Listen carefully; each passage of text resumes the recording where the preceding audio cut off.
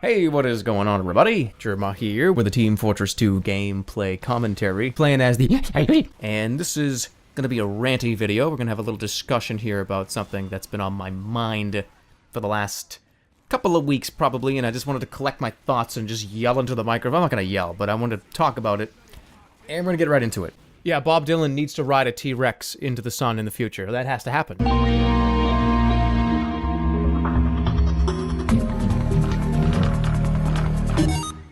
So, what I want to talk about in this video is a couple of important things.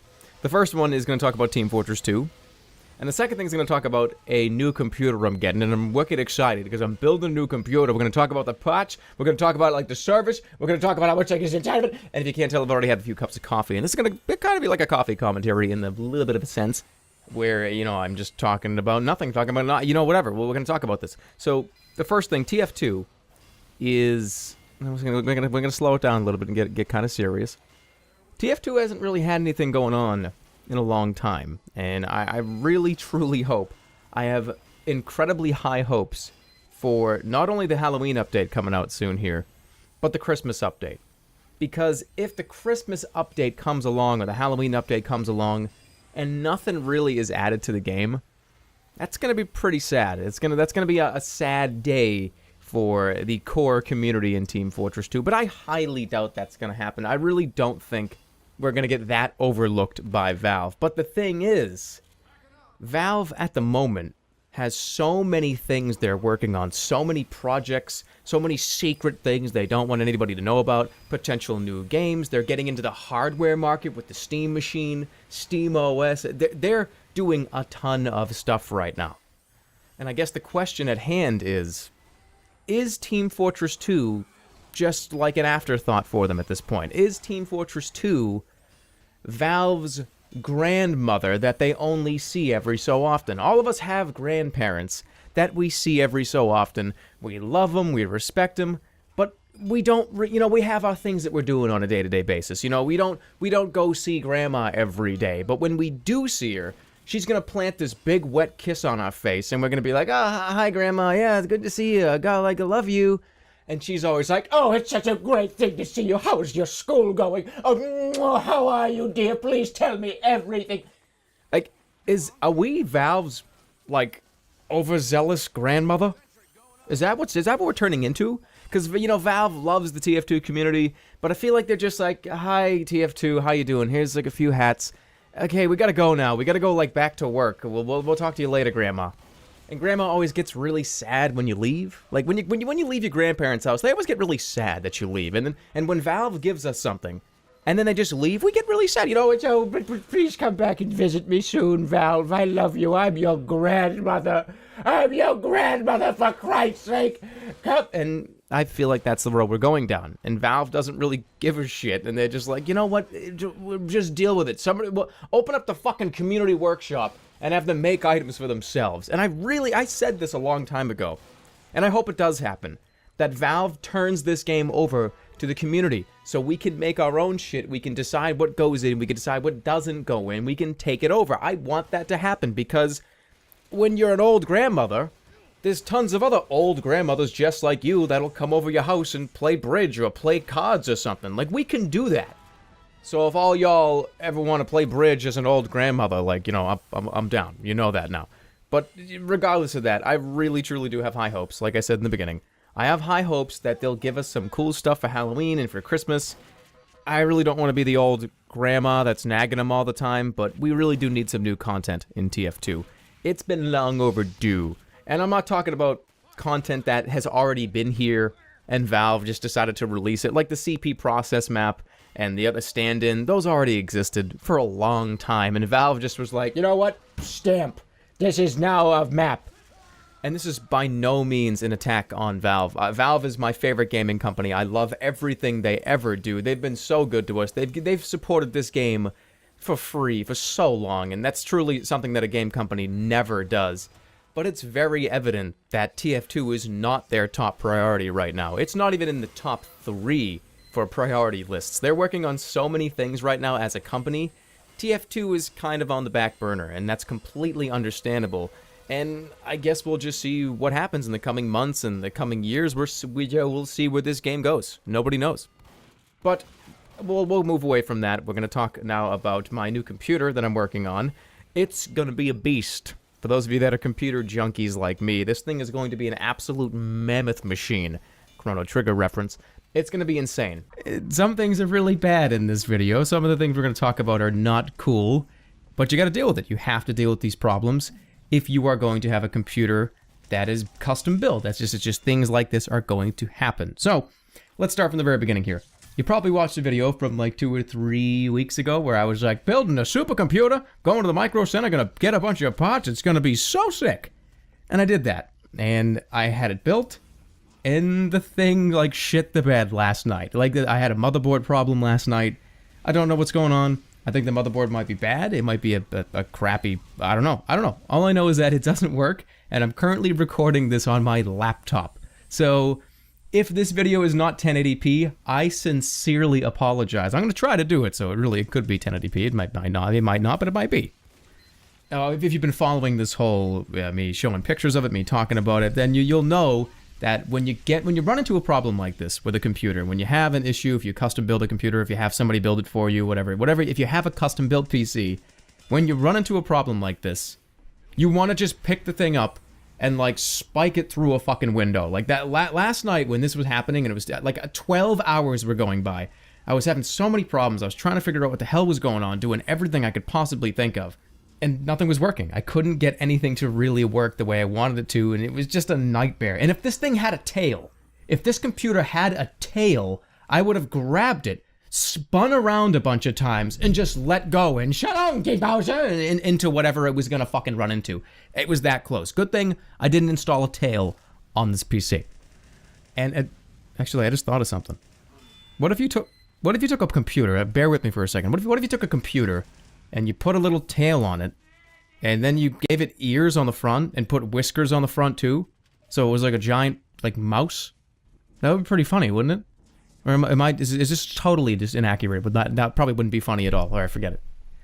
But the computer is currently being fixed. It's going to be fine in probably a day or so. I just haven't really been able to do very much this last couple of days, which sucks, because I got a whole lot of stuff going on. There's a whole lot of videos I'm making in the process of. I was in the process of making them before the video dumped the bed, like dumped its pants and shit its diaper in the bed. Like, there are at least a few videos, and thank God that I backed up all this stuff. If you guys have never seen my video on backing up your hard drive, then go watch it. Well, you don't really even have to go watch it. Just back up your hard drives with information you don't want to lose. Because if I had lost a bunch of this stuff for videos that I'm currently working on right now, like, I don't even know. I can't even imagine my infuriation if that were to happen. Not really to do. Oh, I just burped inside my head. Do you ever do that? You ever like burp inside your head while you're talking, and you like, especially in a conversation with somebody? Can I just talk about this for a second? When you get in a conversation with someone and you like burp in their face, but you try so hard not to do it, and you have that face and you put your chin down and you're like, yeah, I'm not a fucking alien. I hate that. And that just happened. Good thing you didn't see my face. Anyways, I want to talk about creativity. I want to talk about how to stay creative, how to stay motivated, and how I do it myself. Because obviously this channel, this whole YouTube thing, is me just sort of expressing myself and expressing my views and, you know, trying to make you guys laugh, trying to have fun and games with some friends. Like, it's this whole thing can be shaped around how I feel about creativity. And right off the bat, we're going to talk about the most important thing I see when it comes to being creative, and it's not forcing it to happen. I get PMs and comments sometimes, people asking me, Jerma, where do you come up with these ideas for videos? How do you come up with these ideas? How do you come up with these voices and characters? And really, it's just things that just happen while you're playing a certain game, or while you're doing a certain thing, or while you're writing a certain song. Never force creativity. It has to come to you. It has to come like a eureka effect, not the wrench, like the light bulb, like Edison. It has to come to you. And it has to really show itself. And if it doesn't show itself, you have to let it. You can't force it. There's been a million times, guys. I can't even tell you the amount of times where I've wanted to make something, I've wanted to create something, and I just can't do it. And I'm sitting there at my desk and I'm going, damn it, man. Like, I want to make this idea work. I want to do this. I want to do that. But my brain, I just can't do it right now. Take a step back and take a break. Take a step back and take a break. Because you're going to be in bed that night or 2 nights later, and your eyes are going to open, and you're going to go, yeah, Bob Dylan needs to ride a T-Rex into the sun in the future. That has to happen. Like, bang, I got it. And I'm not just talking about things that, you know, are mostly associated with creativity. Like, you know, writing songs and writing screenplays and making videos. You can take this into any type of situation where there's some type of thought process that has to go into it. You can take this process into test taking in school. Don't just sit there and stare at your screen while you're trying to learn about, like, biology. Go look at a fucking frog. There's tons of them out by the pond. Go to the pond and, like, skip some rocks, talk to some birds, write in a diary. I don't know. Does anybody keep a diary anymore? Probably not. Maybe you do, but if you do, then that's good. But you understand, right? Let it come naturally. Don't force it, because when you force it, that's when you get pissed. And when you start to get angry, anger leads to hate. Hate leads to suffering. Suffering leads to therapy. Leads to Antarctica. Whatever that little green guy says in Star Wars. This has been a very strange video. I'm just, like, ranting all over the place. But really, though, we're going to move on to point number 2. If there even was a point in this video, then listen up. The best way you can come up with some ideas, and I'm not kidding, this is not a joke. Don't take this as a joke. It's going to sound like a joke, but don't take it as that. In the bathroom. When you are in the bathroom taking a dump, that is, like, the best place to ever come up with any ideas or any problem solving. Do you want to know why there's a statue of that guy, the thinker, sitting down with his fist on his chin? He's taking a dump. He's on the can. There's no doubt in my mind that guy was sculpted inside of his bathroom. You can't find a better place that is a private setting for just complete personal thought than when you're on the bathroom doing your business, or when you're in the shower. And the shower is another great one, guys. If you're ever trying to figure out something or do something, or damn it, I wish I could just come up with something, get in the shower, turn the heat up a little bit. Don't get it too hot so you get, like, hurt. But turn the heat up a little bit, get a little bit of steam in that room, and just breathe it in and just relax. And you'll come out of that shower, you'll shake your hair or whatever, and you'll be like, holy shit, E equals MC squared. I did it. But in all seriousness, it really does help. I know there's probably some psychological reason why we feel very comfortable in our bathrooms. And it definitely has something to do with the privacy, and nobody can really come in, and you can lock the door and just kind of chill out in there for a little bit. It's something to do. I don't know. If you're a psychologist, let me know. And get those problem-solving creative minds going on the can. I'm telling you. This is something that I was taking a shit, and I was thinking of. I just thought about this. I don't know why. See, if you go watch my bathroom creativity video, sometimes I just sit on the can and I'm just like, you know what? Who was the strongest dinosaur to roam the earth? Was it the T-Rex? No, it was probably the Stegosaurus. And then I go off for a little while, and I eventually get up, and I'm done going to the bathroom, so I go and do other things. But this video is going to talk about the physical realm. It's going to talk about physical media, physical mediums, and if in our lifetimes, at least in my lifetime, some of you guys are a little bit younger than me, but in my lifetime, will I see the end of most physical media? Now, right off the bat, I do not mean, this video is not going to touch upon, oh, will we ever have a flying car and teleportation from fucking Pizza Hut to my bedroom so I can get extra cheese? No, that's not the purpose of this video. What I'm talking about in this video is mostly video games, TV, movies, art, music, anything that can be classified under the, quote, media name. And I personally think, yes, I think in the next 20 to 40 years, when I'm dead, when they're burying me and the guys at the funeral, and he's, the priest or whatever it is, the rabbi, he's standing there with the book in his hand, and he's going, oh, dearly beloved, we're gathered here today, Jerma choked on an apple, and he puked and died. And whenever that happens, I think the priest is going to be reading from, like, a digital book. It's not going to be like the Bible. It'll be like the Digi-Bible. All the people that are going to have their iPhones out with their favorite memories of me, everything is going to be digital, I think, within the next 100 years. I don't think there'll be any real physical stuff left in the world that's classified as media.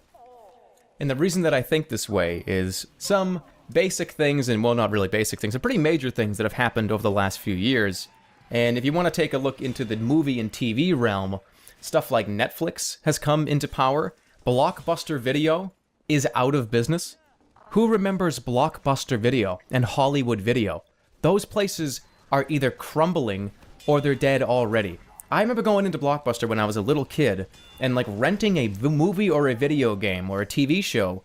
It was like $9 and you had it for like 4 days or 5 days. And if you didn't bring it back on time, each day you didn't bring it back, they charged you a bunch of money as a late fee. So you'd walk into Blockbuster with like $50 to $60 in fees. I remember my family didn't go to a certain Blockbuster for like 2 or 3 months straight because we owed them hundreds of dollars in late fees.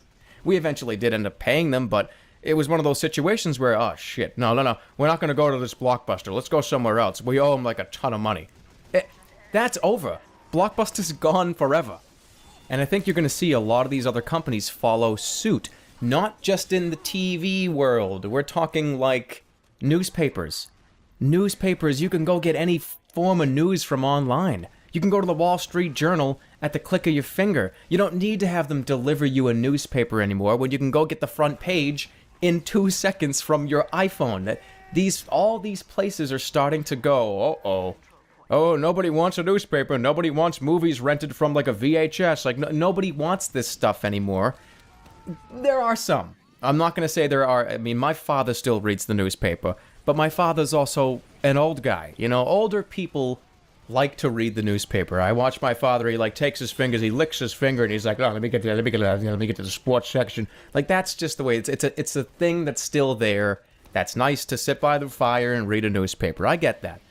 I don't think it's going to be a thing in 100 years. I don't see why it would be a thing in 100 years.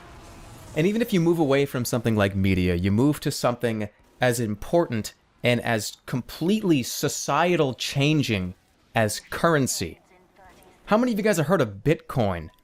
Bitcoin is not even real money. It's not paper money. It's not Abraham Lincoln, a $5 bill. Oh, Lincoln. It's a completely digital currency that has been getting a lot more value as of recent years. Will we see the end of something as far as paper money? Well, I mean, we already kind of have been seeing that. I'm holding in my hand right now. I'm clicking it on the table. This is a debit card. This is a credit card. This is not money. This is like electronic. Hey, I promise there's money in this account, even though it's like a bunch of numbers. It's already sort of started. And what's next? What's going to be the next step in this sort of digital undertaking that the entire world is starting to adapt to? Movies. Are we going to go to movie theaters anymore? Will we just get them piloted directly from a satellite into our TVs? Like kind of can already happen with pay-per-view. I mean, that was pay-per-view. Used to be you had to call them. You used to have to call the company and be like, hey, I'd like to order WWF WrestleMania 2001. And you'd go to that channel, and the channel would be like scrambled. You could still watch it. You could still watch WWF WrestleMania like 1997, but it was a scrambled mess, and you'd used to sit there and try to like mess with it a little bit to see if you could see Hulk Hogan's face body slam Andre the Giant. Like, that's gone. Now you just fucking watch WrestleMania, you click one button, and you're done. And the final question that I want to pose in this video, the last thing that I want to say is it too much? Are we going to get to a point where this turns into actually a bad thing? Where people become so entwined with technology and so entwined with the digital world that we turn into the fat people from WALL-E. Like, we're all sitting in these hover chairs and we just like, yeah, feed me my bacon tube. And then the bacon tube comes over and fills you up and you're like, delicious. Is that going to happen? Are we going to, is the world going to turn into WALL-E? You know what I mean? It's like, it could get out of hand. Guys, today we're going to talk about something that I was thinking about today. Actually, I thought about it last night, and I brought it up to Burger Boy, when I was at Burger Boy's house. We were sitting there eating McDonald's, late night McDonald's, and we were watching the Olympic Games presentation, the opening ceremony. If you don't know what the opening ceremony is for the Olympics, the 2014 Sochi Olympic Games, it's the country that's ever hosting it, whoever it is, if it's Russia, the United States, UK, and wherever it is. They do this elaborate presentation where, like, oh, Abraham Lincoln, like, comes out with 3 women on his arms and they sing the national anthem. Like, they do this crazy presentation. And that's what we were watching. But forget about that. Forget I even said that. That's completely irrelevant. It's about the Olympics, though. And how I think there's been talk about this before, right? I'm not the first person to bring this up, but gaming at the Olympics, at least the Winter Olympics, because the Winter Olympics can promote a more indoor atmosphere, because the Summer Olympics, as we all know, it's beach volleyball, it's swimming, it's all the cool, sunny outdoor activities, where gaming's kind of just, we're all inside on a bunch of computers. But that's cool. And I love the Winter Olympics. I love the Olympics. It interests me the amount of things that some of these athletes can do with their triple axels and their, oh my god, did you see the Ukrainian woman, she fell on her ass, and the American woman, like, threw up in the back room, and it's on TV, that type of stuff, that real drama, is really interesting to watch. I feel the same way about watching football, or basketball, or baseball, or any of those sports. Any competitive event is awesome. Because I can just sit back in my chair and have like a bag of fucking Doritos on my stomach and watch these people do these incredible feats of human strength and mental ability. And I'm just sitting there like, oh yeah, that was really cool. I wish I could do that. And that's fine for me. And I think if gaming were allowed into the Olympics, and I'm not just talking about video games, I'm not just talking about playing like League of Legends in a tournament versus, Germany versus France or something for one of the competitions during the Olympics. I'm talking about board games too. We're talking chess. We're talking checkers. We're talking Monopoly. No. I'm just kidding. I'm not talking. Monopoly would be like fucking stupid in the Olympics. I'm talking about the mental awareness games, the ones that are really directly one-to-one competitive with people. And there are a lot of board games, guys, that you and I have never even heard of, that are very competitive, very directly involved with a 1v1 or a 2v2 situation. And can you imagine watching something like that when there were gold medals on the line? And you bring that in alongside of video games, I think you can spice up these Winter Olympics like crazy, because think of how many people actually watch the tournaments for some of these video games. Now, I don't know if there's any real televised chess tournaments anymore. I'm sure there are, and I'm sure there's a lot of places where you can go watch them. If you really wanted to, there's probably a chess site that has all kinds of stuff like that. But League of Legends, I'm going to use League of Legends as a complete example here. Now, I don't play League of Legends. I don't really follow League of Legends really at all, but when I see something like this, it's pretty ridiculous, and it really piques my interest into other things, like talking about the Olympics. 32 million people watched the tournament, the championship game of that 2013 League of Legends Tournament Championship Series. 32 million people. How many people watched, like, the biathlon from the 2010 Winter Olympics? I don't know. But if for some reason that number is insanely huge, if you come to me the comment section right now and you're like, hey, Jerma, the archery championship had 65 billion people watched, then obviously I would retract what I'm about to say. If a game like League of Legends can pull in that type of audience, why shouldn't it be in something like the Olympics, when esports and when competitive gaming is getting more and more and more backing and more support and more people that care than ever before? I think we would see so many cool things if the Olympic Games allowed gaming.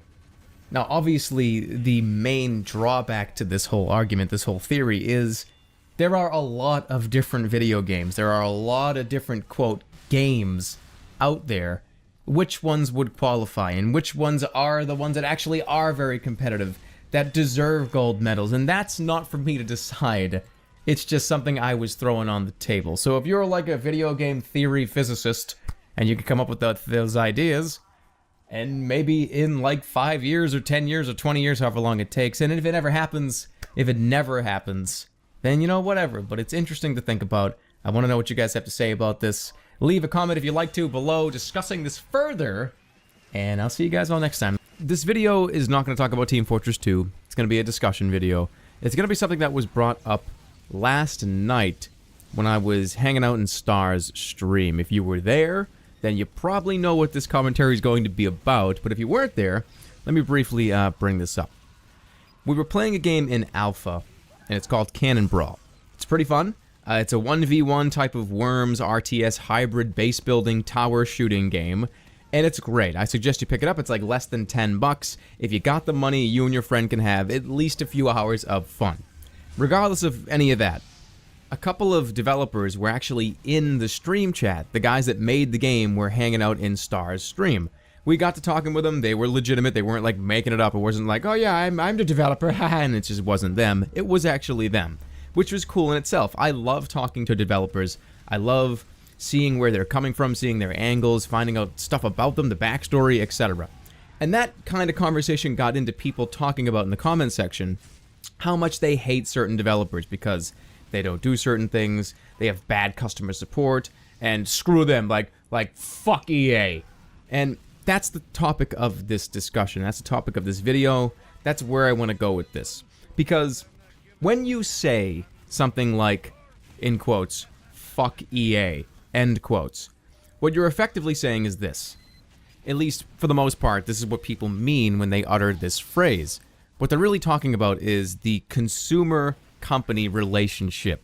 And the consumer-company relationship can mean a million different things. It can mean the amount of money you have to spend on something. It can mean who's in charge that's making broad-spectrum company decisions. It could mean how the company reacts to negative criticism or positive criticism. It can mean a bunch of different things. But a lot of people really get upset with, and I'm in this category in myself, I'm included in this. I get really mad at a company when they blatantly just mishandle the stuff I just said. For instance, when a company charges way too much money for something, it annoys me. When a company doesn't follow through on promises it makes, it annoys me. When a company has a CEO that's like a complete dickwad, that annoys me. But something that we all have to keep in mind is it's not just one guy that makes a video game. It's not just one dude that is making all these decisions for this company. There are thousands and thousands of people that are working for EA. There are artists, there are programmers, there are coders, there are marketing people, there are advertising people, there are people on the board.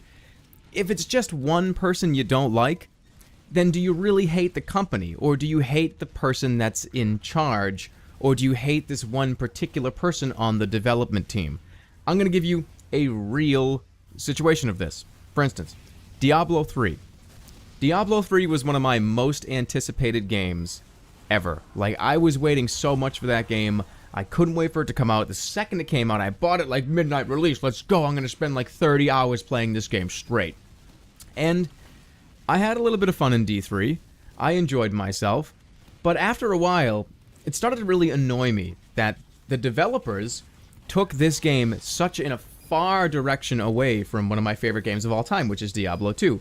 I made a review of Diablo 3, and I even said, if you're a die-hard Diablo 2 fan, this game's gonna let you down in a lot of places. And it really got me thinking, do I hate Blizzard for making Diablo 3 the way they did? I guess maybe there'd be a couple of rage moments when I was sitting in a game going, man, like, I hate Blizzard. What the hell, man? Like, what did you do to this game? Like, how could you, Blizzard? In quotes, just like the same, EA, how could you? Fuck you, EA. But then you break it down even more, and it's like, but who was even really responsible for this? It was not Blizzard as a whole. It was only like a few guys in Blizzard that probably made these decisions. The StarCraft guys didn't do it. The friggin' Warcraft team had nothing to do with it, so why would I hate Blizzard as a company when it only was a couple of people that really had the say? And something else to keep in mind is most of the people that work for these companies, guys, are just going to work.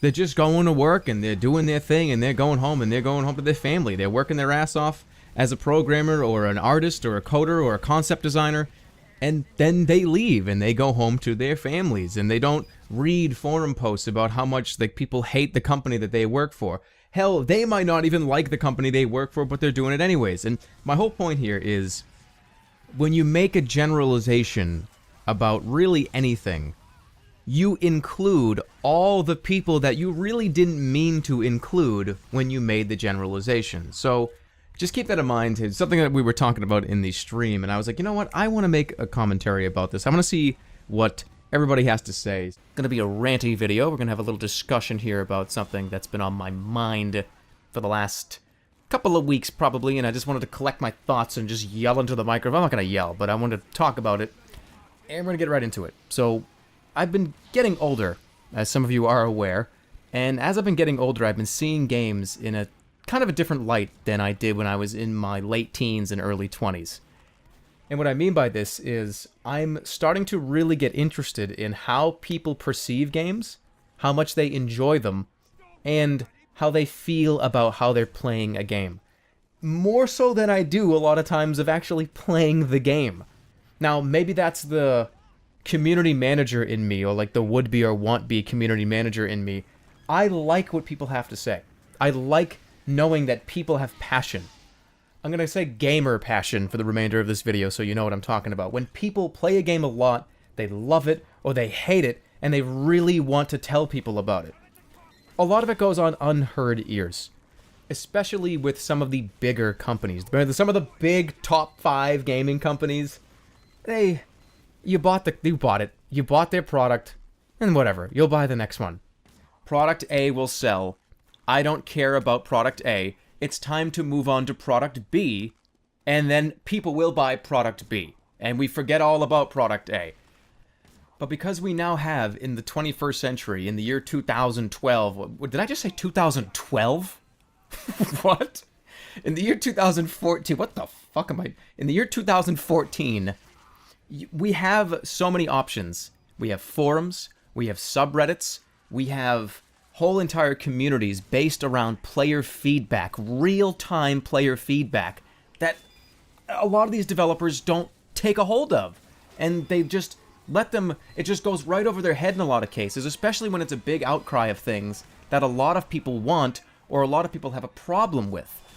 I'm going to give you 2 very specific examples of what I'm talking about here. First of all, GTA 5 on PC.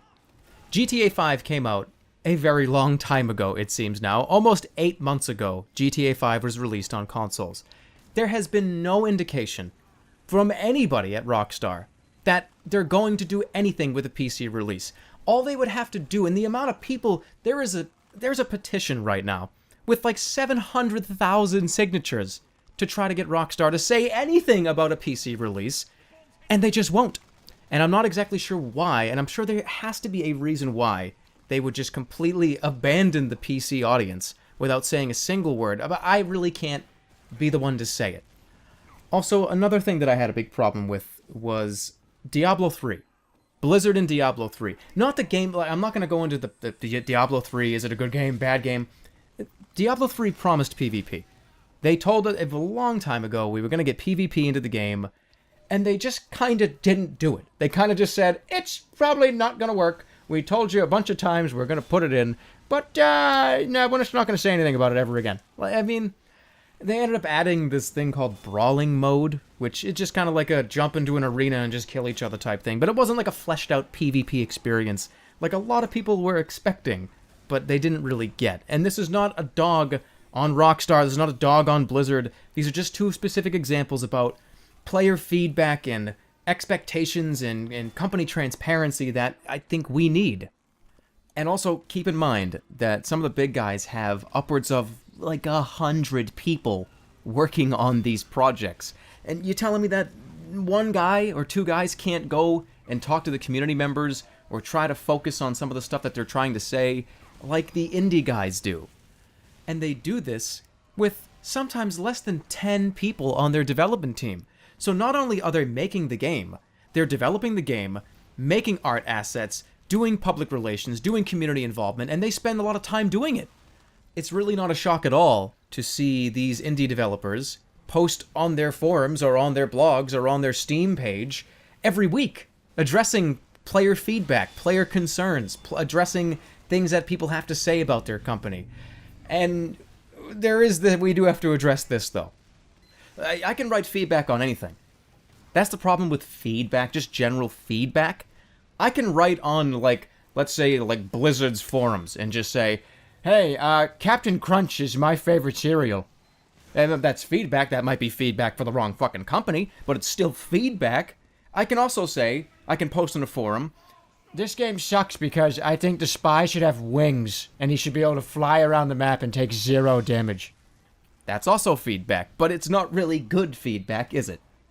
And I think because of the large amount of people that play some of the big box games, and all the noise that comes with it, that trying to sift through the things that people want and just the massive amount of complaint threads and things that people really shouldn't be complaining about, and people that want, but what they don't want, what they want. This thread has a bunch of people screaming at each other. Hold on, back up, everybody, get in your corner. It must be hard to deal with a multi-million unit selling game. And no company has any obligation to do any of these things. No company has to fulfill this, like, moral ground as long as they make a product.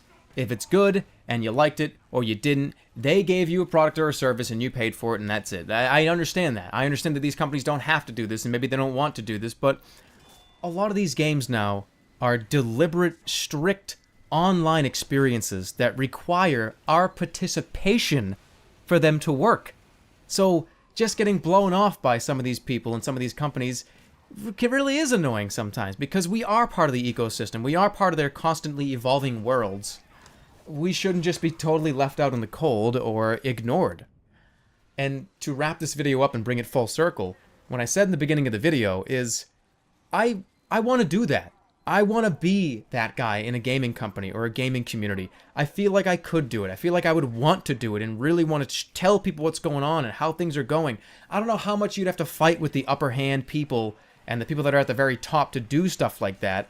And I guess that's just something that we will never know what some of these community managers and developers have to deal with, but it's just something that was on my chest. Hop in a time machine with me. Let's go inside Jerma's big fat hot tub time machine, and let's go back to a time in the mid to late 90s. We're going to go to like 1995 or 1996, when the cartridge consoles were kind of still relevant. We're going to talk about like Nintendo 64. Those of us that are old enough to remember going into the stores and buying games, or being young and having your parents buy, like, I want that one, okay honey, I love you. You will remember cartridge games. GoldenEye 007 was $79. It was $80 fucking dollars off the shelf retail at a place like a GameStop or Electronics Boutique, I think is what it used to be called. We were totally okay with paying that. I never saw a complaint of anybody really talking about how that's not worth it. Oh my god, $80. I'm to fight the system. No goddamn way I'm paying $80 for GoldenEye. Everybody did it because that's just what it cost. That's what the games costed back then, especially if it was a cartridge. Now, you can get out of my time machine. We can go back to like 2012, 2013, 14, whatever year you want to say it is. And if a game was going to cost $80 nowadays, that thing had better have some goddamn collector's edition shit inside of that box. You better open that box and there's like a little figurine of Solid Snake and he has a button on his arm and you hit it and it goes, Kung Fu action. Like, there better be that in that goddamn box, or you're going to be pissed off if a game is $80 at retail. And I was thinking about this the other day. What happened? Why did we just become not okay with paying that much money for a video game? And now I'm not saying that oh man, I wish games were $80 still. No, God no, because that would suck, because I spend so much money on games to begin with. I'm glad that games are a lot cheaper now, especially if you're on PC. If you're on console, you're still looking at about like $50 to $60 for every pretty much major retail release. But on PC, we have the Steam sales, the stales. We have the Steam sales, we have Amazon, we have Good Old Games. We have a lot of places that give us high discounts on games. But the point still stands.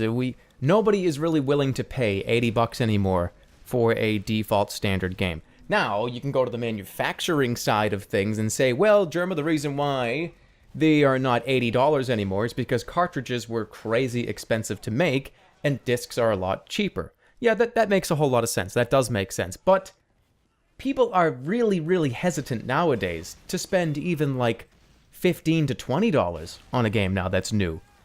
I'm guilty of doing this. I am guilty myself of doing this, and I'm trying to figure out why this is. A game will come out on Steam that I know is supposed to be pretty good. I've seen reviews on it. I've heard people talk about it, and it's like $25. And I'm sitting there in my chair going, it's a little fucking expensive, ain't it?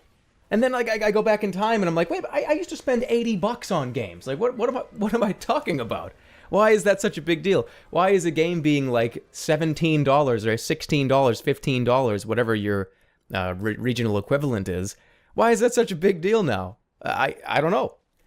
And especially considering that graphical fidelity in games has gone really through the roof in the last 10 to 20 years, You guys remember, like, Tomb Raider? Remember old PlayStation 1 Tomb Raider? With, like, the triangle block boobs? Like, that's an iconic picture when you're talking about graphical fidelity.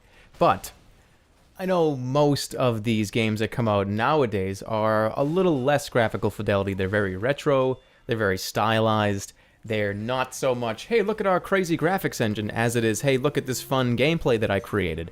I understand that, but I'm just trying to piece the pieces together, and if you guys have any ideas in the comments, please let me know. But why are we okay with paying that much money back then, but not okay with it now? I guess that's the question of the video. Anyways, we're going to talk about something that's been on my mind for the last couple of days, and it's been on my mind because I've been playing a whole lot of iPad games and iPhone games. And I've talked about mobile games and free-to-play models before, but I never really dived into in-game currency and how there are so many games on the App Store that are so obsessed with in-game currency and paywalling people that I felt like I had to talk about it. I want to make a video on it.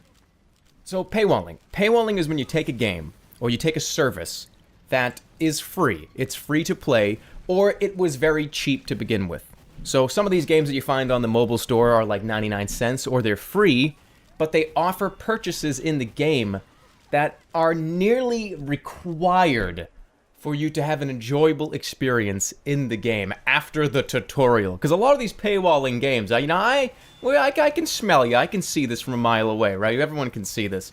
When they give you like the free currency in the tutorial, they go, oh, here you go, we're gonna get you started, welcome to the tutorial, here's 2,000 super bucks, and you're like, oh yeah, super bucks, oh sick, yeah, Sunny D, alright, and you end up getting kind of sucked in, because the game gives you like a small amount of their in-game currency that only seems to get you through the tutorial missions, and then when you're not in the tutorial anymore, now what the fuck are you gonna do?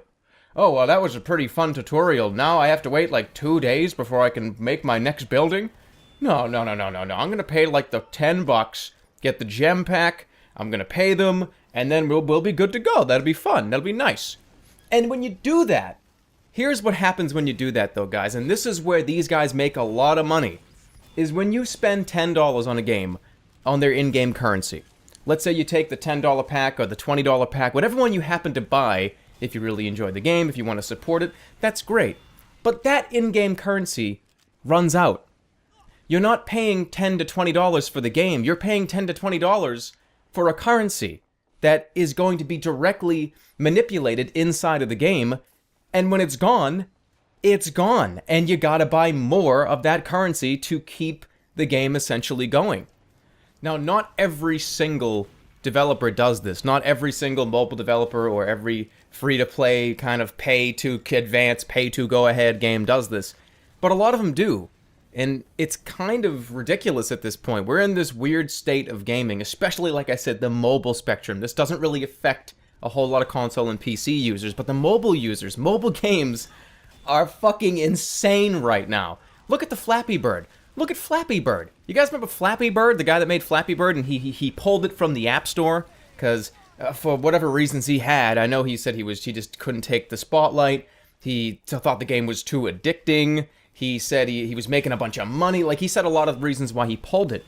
When he pulled that game, go to the App Store right now and just look at the top free apps. It's all clones of Flappy Bird. Did anyone ever see that coming? I don't think so, but people are still downloading all these clones, and they're getting their Flappy Bird fix from other people. And then here comes the next part of this. You got the Candy Crush people. You know how many Candy Crushes and Super Swipes and Juice Cubes and Juice Swipes? Dude, there is like 1,000 different games that are pretty much the exact same game on the App Store right now, and they're all just clones of each other. And it's getting to a point where there are so many clones of the clones, nobody can even tell who the fucking real Schwarzenegger is. Who's the real Schwarzenegger? Is it me or is it you? I am the real Schwarzenegger. No, you are. No, you. I'm the governor. Like, it's out of hand. And when some of these companies, like, just clone, and they make the same fucking product, and they charge a bunch of money, here. You want the booster? Here. Oh, you blew up all the candies. Oh, what, you want another booster? Oh, this one, that one makes you go 10,000 miles per hour faster. Like, and I've done this before. I have done this. I have spent a bunch of money on an app, on a game, and afterwards I just go, son of a bitch, what is this? What am I even paying for? Is this even a game anymore, or is it just me dropping coins in a machine just to watch the coins drop down the machine to the bottom where the pit of money is? That's all I was doing. Now, I don't have a problem. I don't have a problem at all with supporting games on the App Store that are either pay for the whole goddamn thing and take it. Oh, this app is $4.99, but you get the whole game. There's no, like, bullshit. Just take it and play it and enjoy it. I love that. I also don't mind people doing free-to-play, freemium type stuff that doesn't have any walls. There's no paywalling. There's no, you have to wait 12 hours to continue playing unless you want to pay us some money. And to end this video, to wrap this all up and to bring this full circle, we're in an age right now, guys, where demos are considered free games. A demo is free. Companies used to hand out demos on CDs. Then you'd go into GameStop, or not GameStop, you'd go into Electronics Boutique, and there would be fucking people frisbeeing these discs at you for free shit. There'd be a bunch of demos on this PlayStation disc. There'd be a bunch of cool videos. It was a thing that they did every month. A bunch of magazines would do this. They didn't call them free games. They didn't call them free-to-play games. They called them demos, because that's what they were. You got like a 10 to 20 minute experience, sometimes a little longer, sometimes a little less, and that was it. And then if you wanted to play the game, you had to go buy it. And that's exactly what's happening right now in the mobile market. They're just not calling them demos. And that semantics, the taking the word demo out of the equation and calling the game free, is marketing. That's just marketing. It's people sitting around trying to figure out a way to get you to install their game and get you to play it, get you to really get addicted to it, and pay a bunch of money. And some of these games are really fun, and that's the problem. Some of these games are really goddamn fun, but the amount of expenses and the amount of times that they try to paywall you in some of these titles far exceeds the value of the actual game. There are people that spend hundreds of dollars in the App Store on some of these titles, when they've already paid for the $5 to $10 Flash game that's really on the inside, like 40 times. TF2 has a fantastic free-to-play model. I think we can all agree on that. The free-to-play model, the freemium way that you play TF2 is very well done. You don't have to buy anything. You can just play. You can just unlock items with achievements, and you can just play, and you'll get drops. And none of the things that you unlock are better than the originals. Everything has a downside. Nothing is just a pure, straight upgrade than anything of the defaults. We can all agree on that. It's a great model. I played Plants vs. Zombies 2, and I put probably 5 to 6 hours into Plants vs. Zombies 2, and I gotta say, that game's really, really heavy with the in-app purchases. It really encourages you to spend a ton of money inside that app store, inside Plants vs. Zombies 2. And I was kind of shocked by this, because first of all, Plants vs. Zombies 2 is not even on PC.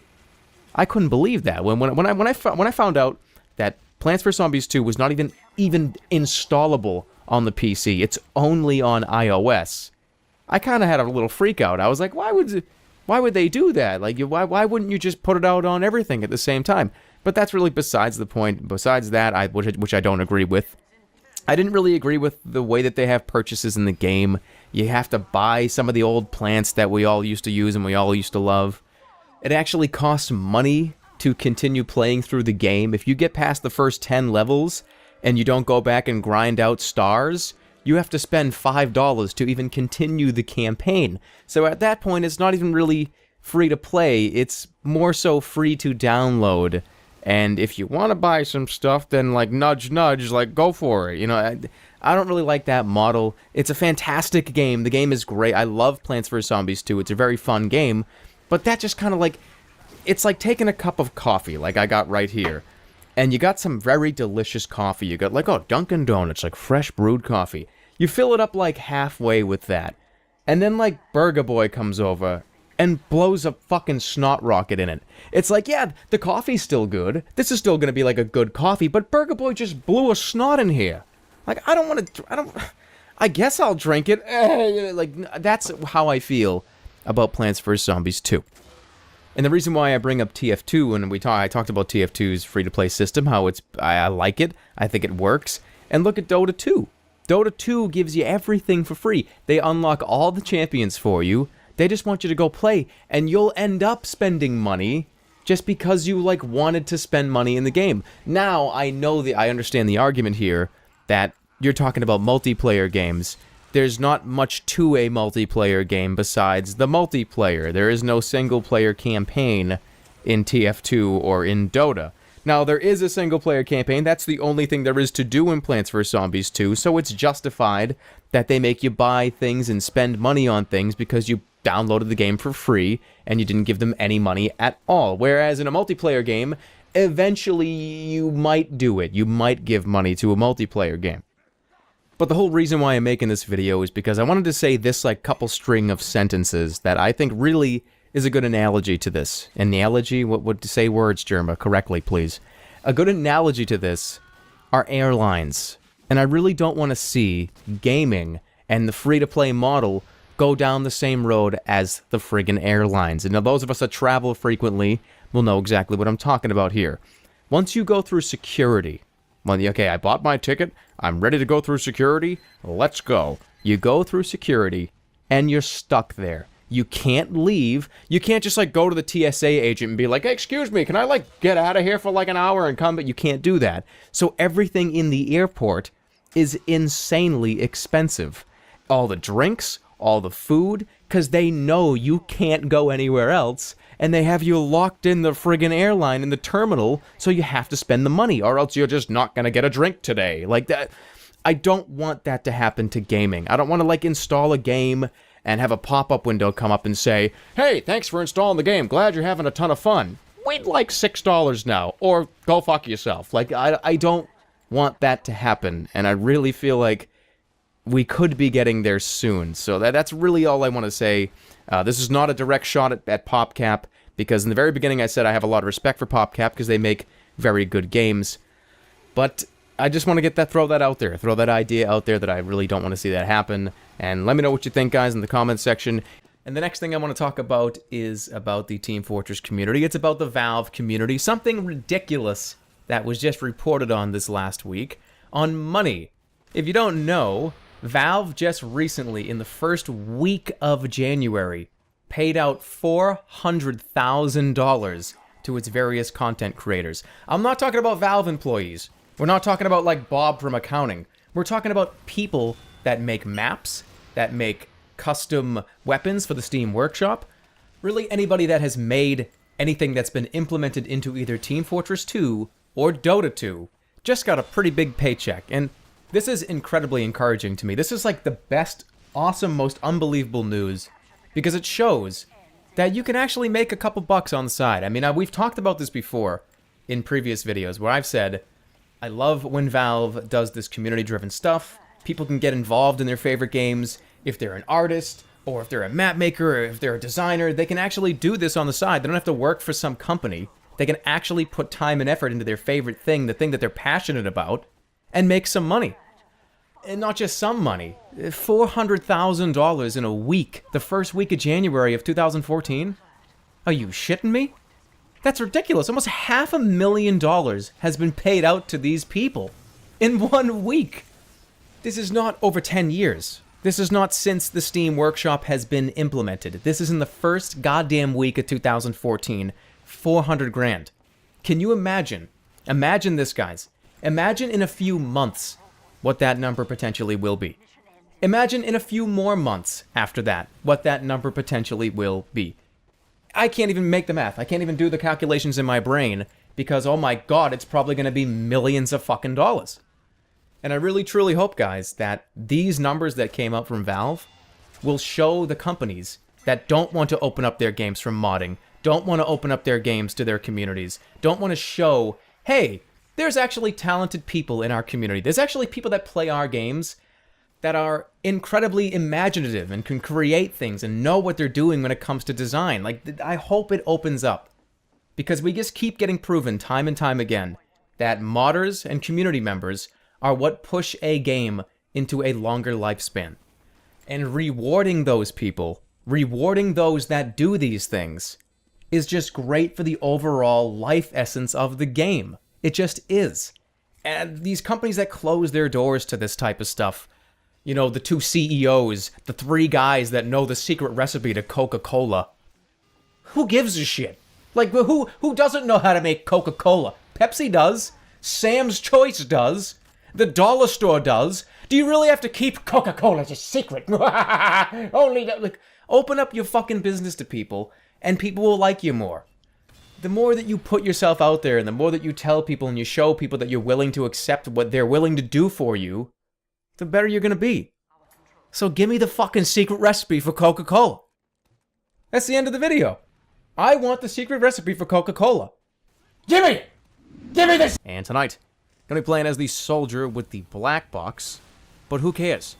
Because there's something way more important to discuss and talk about, and that's the fact that over the last couple of days we have heard some news trickle down from the competitive community that TF2, eventually here, is going to be getting a matchmaking system put into the game. And my reaction to this is, I'm sure a lot of your reactions to the same exact news, it's about damn time. It's taken Valve, what, like 8 years or something to figure out that there is a whole community around competitive that want this, that have wanted this for a long time. And even the people like me that aren't into competitive really at all are excited for this update as well, because it allows everybody to play the game that they want to play. Because as it stands right now, Team Fortress 2 has a lot of servers, right? Some of them are geared towards more serious, some of them are Valve servers. A lot of the Valve servers that people play on are just extremely reliable, and they're always there, and it's just easy to fall into a Valve server. It just is. But whatever server you happen to play on, 90% of your Team Fortress 2 in-game time will be on an open public game server. And TF2 is an incredibly unique game where in any of these given places, in any of these given servers, there's like 4 or 5 different types of people playing the game. Maybe you got like 2 pyros that just installed the game 10 minutes ago. They don't have any hats, they're walking around spraying shit, and they're having a blast. They might even be at the wrong point. They might be going backwards to the other point that's already been capped. On the same team, there's a scout that has a Hail Zone scattergun. He's on his 18th kill of a 17 kill streak. He just got 18. He's going, oh, I just got 18, sick. He runs up the stairs. He's trying his ass off. He's getting, dodging like, oh, the sentry almost got me. He looks to his left when he gets up the stairs on Gorge, and there's 2 sandwich heavies having a fucking picnic. So he stops for a second. He goes, and he walks forward and gets blown up out of the next door by a soldier's rocket, and he rages in the chat, or he sits and sulks in his chair and goes, what the fuck is going on? The 2 sandwich heavies then decide it's time to move their picnic. And there's ants. There's ants here, honey. I want to get out of here. So they get up, they pack up their sandwiches, they pack up their lunches and their breakfast and whatever the fuck they're eating. They get up and they walk out the door to go towards red, because they think that spot near like the A point for red is pretty good. They walk out the door, and they see 4 level 3 sentry guns pointing at them. They get shot a million times and blow up. There's like 9 engineers running around swinging their wrenches in random directions. And then they get mad, and they just say, we're just trying to have a fucking picnic here. What the hell's going on? The Blue Scout at this point respawns, and he walks by the at least 3 or 4 statues, because we all know there's at least 4 people AFK in spawn when you play this game. You go by the museum of people standing still. So he walks out the door and he readies his weapon. He's ready. I'm gonna get another 20 kill streak. Just you watch, Gavin. I would praise Gavin. And he goes forward, he runs, and he starts shooting, and he gets backstabbed by a spy that's been sitting with a cloak and dagger in the corner for at least the last 68 seconds. So there's like 4 separate video games being played in the same server at the same time there. And I've been all those people. I have been every single person I listed there and I talked about, I've been them. I've wanted to play and try really hard and get a good score. I've been the dipshit throwing sandwiches around, or like being a spy and like cloak and daggering and just messing around. We've all done weird shit like that. We all think this game is amazing. That's why there's so many ways to play it. And there's so many different people that play, that the variety there makes it so you could be in the same place and be wanting to do completely different things than somebody else that's on the other team or even on your own team. So having a matchmaking system will split up these entities.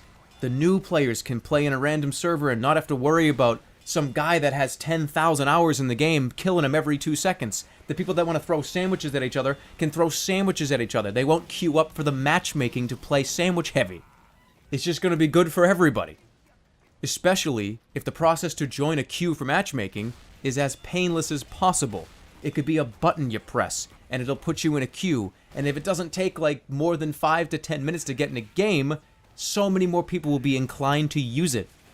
And competitive can grow, and wanting to be good at TF2 will grow a little bit. It would be crazy to see that, because it's been like almost 10 years for a community like this. It blows my mind every day, guys. It seriously does. That TF2 is like, people are still this dedicated, and they still... This would be a fucking one for the history books. If 10 years later, TF2 will have a resurgence in competitive. Like, 10 fucking years later. It would just be cool to see it happen. As long as the system in place was any good. Which is the last thing we're going to talk about here in this video. Will it be good? Not necessarily will it be good. I hope it's good. Because there is a huge potential here for this to go in one of two different ways. And the first way is Man vs. Machine 2.0. You just get into gigantic dump queue, and maybe you're going to get into a Man vs. Machine game with a bunch of random people.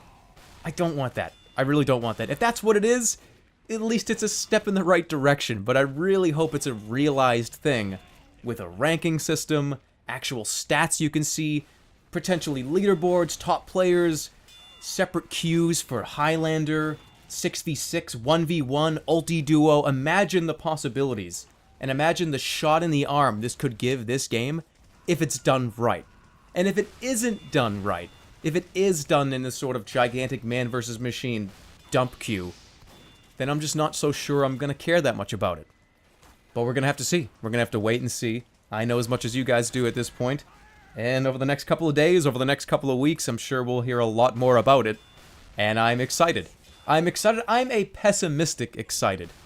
Because I don't want to get my hopes up for this. Gonna be playing as the soldier with items equipped. If I didn't have items equipped, I'd be running around punching people. I'd be the heavy. But I'm not the heavy, I'm the soldier. Anyways, we're going to be talking about something in this video, not the gameplay. It's going to kind of sit in the background. We're going to bring up something that I was thinking of the other night. I was lying in bed, and I was watching TV. And when you watch TV late at night, you get to be introduced to the wacky, wonderful wizard world of infomercials. If you don't know what an infomercial is a commercial that is an entire block of television length, right? It's a 30-minute long commercial where they just keep playing the same thing over and over again, and usually it's a joke. It's never something I ever take seriously, and I think a lot of people are in the same boat, where you're just sitting there watching the TV and you go, what the hell am I watching right now? Can I change the channel? But the part of the problem with an infomercial is you have some weird sorcery spell on you. You can't change the channel. You reach for the remote, but it's so dumb and so enticing, and there's so many stupid cliches, like the black and white screen of people doing something really stupid, like their house exploding because they used the wrong onion peeler. You gotta keep watching, and you can't grab the remote. You have to sit there and watch it. I've done that before. And I've seen so many infomercials, I think, over the course of my life, that I've become so accustomed to these things that it's like a game of Jeopardy. You ever watch Jeopardy? And you see something, and you yell out the answer, and you're like, God damn it, Jake, why couldn't you get that? It was George Washington. I do that with infomercials, because they become so predictable with all the dumb shit that they pull, that I treat it like it's a game. Like the buy one, get one free thing they do in these infomercials. Here's one example, right? Buy one, get one free. Oh, the super blender. If you buy one, you get the second one absolutely free. No. They're including the second blender in the price of the first one. You're paying for two blenders. They're just telling you one is free. And sometimes the thing that they're giving you two of is something you would never actually even want two of. They're just forcing you to take the second one. Right? Well, you have a blender. It's in your house. It does the blending. You don't need two of them. What, are you going to give it to your friend? You're going to give it to your mother or something? Your mother's going to look at you and go, honey, I have a fucking blender. Like, I don't need to get this out of here.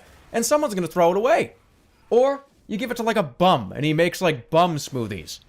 A bum smoothie is pretty simple, pretty basic. It's one pack of cigarettes with one broken up cigarette in it, a banana peel, an apple core, and piss. And then you blend it up in a jar, you do bum smoothie. Like, no, but seriously though, can you possibly imagine a world where all the dumb infomercial crap that we have been used to for like the last 20, 30, 40 years, if it was brought over to gaming. I actually kind of wish there was an infomercial for a video game. I can picture in my head just how outrageous and how stupid and unbearably dumb a video game infomercial would be. What would it even be? What would you do? I can't really think of that many options for any of these directors or marketing people. But then again, there are countless infomercials on mops and, like, dustpans. Like, if they can do that, if they can do dustpan and mop infomercials, I'm pretty sure they could come up with something for Call of Duty. I mean, they've done infomercials on books. How do you do an infomercial on a book? The people just sit there and they talk about the book.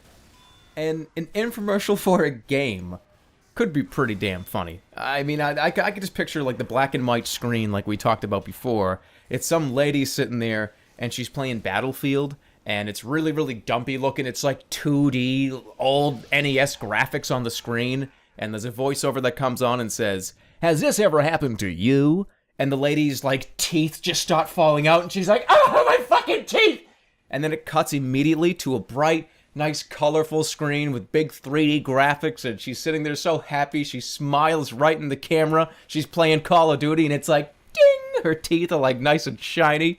And a voiceover comes back on and just says, "If you play Call of Duty, you'll never see this problem again." That would be so stupid. What am I talking about? This would suck.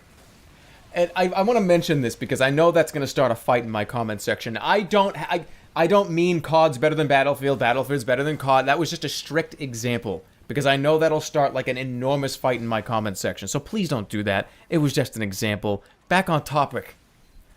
Infomercials don't really work on our generation.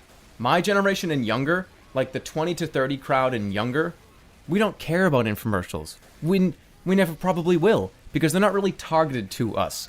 Marshmallow sweet potato jiffy fries. I want whatever that. I'm interested in that. Bagel sandwiches? 5 perfect egg sandwiches in an instant. Bro, I'm sorry. I would want this. I'd get it. Swivel seat, free. Just pay separate processing and handling. Oh, wow. Actually, I want this. Perfect brownie. All right, perfect brownie is an automatic absolute buy for me, because you get edges. Infomercials are targeted to people usually from a much older generation. People that will take into consideration when buying a product how many marbles were sucked up into the vacuum during the demonstration. Like that, "Oh, did you see that, honey? He picked up 12 marbles. I wonder if my vacuum can do that." We don't need that. We don't need some magic magician TV box man to show us the same demonstration we've essentially been seeing now on TV and infomercials for the last at least 30 to 40 years. At the click of a button, you can compare prices and compare features and efficiency on anything you could possibly imagine in the world for a product. But just wanted to get that off my mind. It was on my chest, and I had to get it out there. If you guys have anything to say, leave a comment if you'd like to below discussing this further. Thank you all so much for watching. I really do appreciate it. That's going to wrap up the video, guys. I will see you guys all next time. Take care, everybody, and goodbye.